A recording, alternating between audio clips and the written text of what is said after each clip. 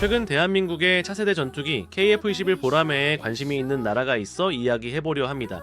필리핀과 FA-50 경전투기 12대 추가 계약이 확실시되는 가운데 필리핀이 우리의 KF-21 보라매에도 관심이 있다는 관측이 나오고 있습니다.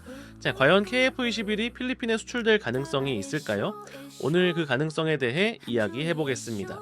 현재 필리핀은 2013년부터 2028년까지 15년에 걸쳐 군현대화 사업을 진행하고 있는 가운데 다목적 전투기 MRF 사업에 KF-21이 물망에 오르고 있다는 소식입니다.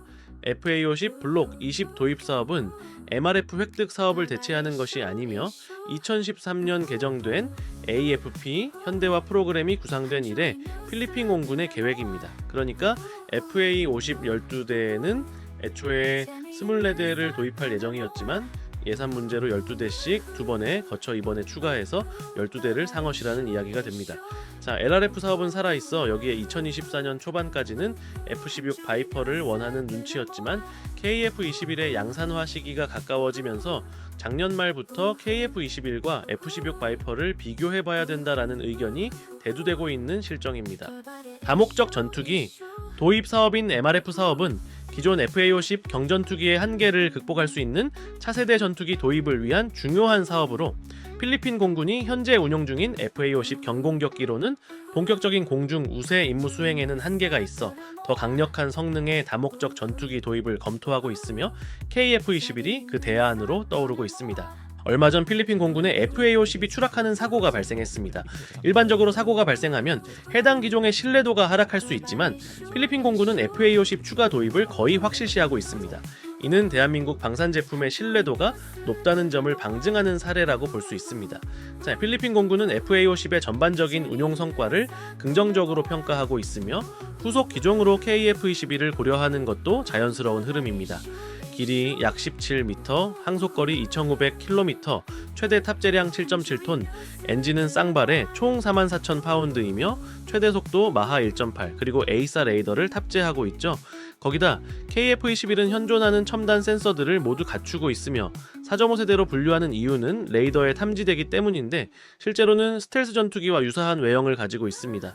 관계자에 따르면 RCS 값이 설계 당시 예상했던 것보다 훨씬 좋게 나와서 놀랐다라고 하죠. KF-21의 경쟁 기종으로는 미국의 F-16 바이퍼, 스웨덴의 JAS-39 그리펜, 프랑스의 라팔이 거론되고 있습니다. 사실 작년까지만 해도 다른 기종은 들러리고 애초에 F-16 바이퍼를 원하고 있다고 노골적으로 표현했었습니다.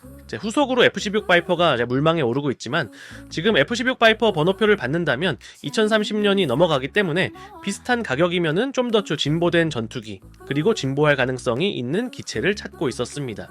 2024년 F-16 바이퍼로 가닥으로 잡고 있다가 연말에 조만간 나온다는 KF-21 보라매랑 비교해보자는 의견이 대두되고 아직 F-16 바이퍼 번호표조차 받지 않고 있는 실정입니다.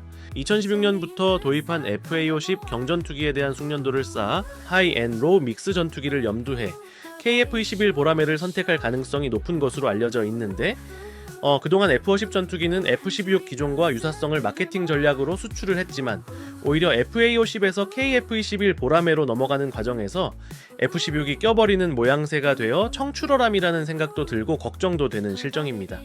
거기다 필리핀은 KF-21 보라매 블록1을 바로 도입하고 싶은 마음은 있으나 다목적 전투기 도입 사업인 만큼 블록2의 공동 개발 쪽 유혹도 무시 못할 겁니다.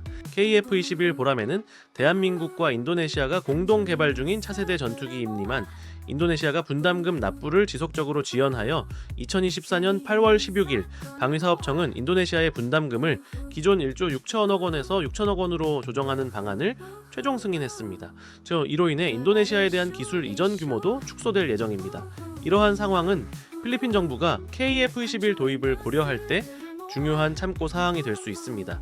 공동개발 참여국의 재정적 기여와 그에 따른 기술 이전 및 협력 수준이 실제 도입 결정에 영향을 미칠 수 있기 때문입니다. 대한민국과 필리핀은 외교적으로도 가까운 우방국입니다. 미국에 의한 식민지 시절도 있었으며 6.25 전쟁 당시 필리핀은 대한민국을 위해 파병을 했고 최근에는 경제 및 국방 협력도 강화되고 있습니다. 필리핀은 무기를 도입할 때 신뢰성과 후속 지원을 중요한 요소로 고려하는데 한국산 무기는 높은 성능을 유지하면서도 가성비가 좋고 유지보수 측면에서도 우수합니다.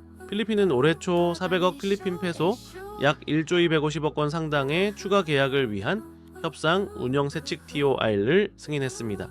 콘수엘로 카스티오 필리핀 공군 대령 대변인은 최근 현지 매체를 통해 FA-50 12대를 추가 구매하자는 제안을 필리핀 국방부에 전달했다고 밝힌 바 있으며 필리핀의 FA-50 경전투기 12대 추가 도입은 거의 확실시되고 있고 이에 따른 KF-21 보라매의 구입도 청신호가 들어왔다고 생각합니다.